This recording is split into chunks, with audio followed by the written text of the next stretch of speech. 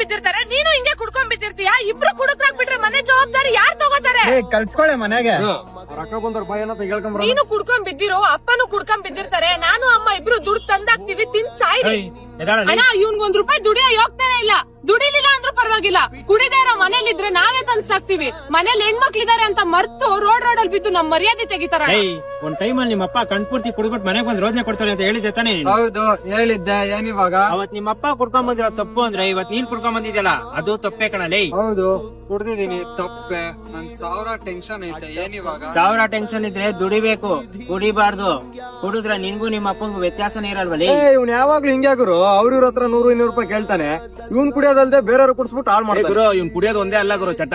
ಇನ್ನು ಜೂಜಾಡ್ತಾನೆ, ಸಾಲ ಮಾಡ್ತಾನೆ, ಇನ್ನು ಬೇಜಾನಿದಾವೆ, ಹೇಳ್ಕೊಳಕ್ಕಾಗಲ್ಲ ಅಷ್ಟೇ. ಅಣ್ಣ ಒಬ್ಬ ಮನುಷ್ಯನ್ಗೆ ಡ್ರಗ್ಸ್, ಗಾಂಜಾ, ಸ್ಮೋಕು, ಸಿಗರೇಟು, ಎಣ್ಣೆ ಇದೆಲ್ಲ ಬಿಟ್ಟು ಗೆದ್ದೆ ಗೆಲ್ತೀನಿ ಅನ್ನೋ ಹಠದ ಚಟ ತಲೆಗತ್ತಿದ್ರೆ ಒಂದಲ್ಲ ಒಂದಿನ ಗೆದ್ದೆ ಗೆಲ್ತಾನೆ. ಜೀವನದಲ್ಲಿ ಗೆಲ್ಲೇಬೇಕು ಅನ್ನೋ ಹಠ ಹುಡುಗಿ ಹತ್ರ ಐತೆ, ನಿನ್ಗಿಲ್ವಲ್ಲೋ? ವಯಸ್ಸಲ್ಲಿ ಮಾಡೋ ಕೆಲ್ಸ ಮಾಡ್ಬೇಕು. ಮಾಡದೇ ಇರೋ ಕೆಲ್ಸ ಮಾಡ್ದೆ ಬೇಗ ಚಟ್ಟ ಹಾಕ್ಬಿಡ್ತೀಯ. ಹುಷಾರು ಅಕ್ಕ, ಕರ್ಕೊಂಡೋಗಕ್ಕ. ಮೊಬ್ಬು ಕವಿದಿದೆ ನಿನ್ನ ಕಾಣದೆ ಓ ಮಗನೇ.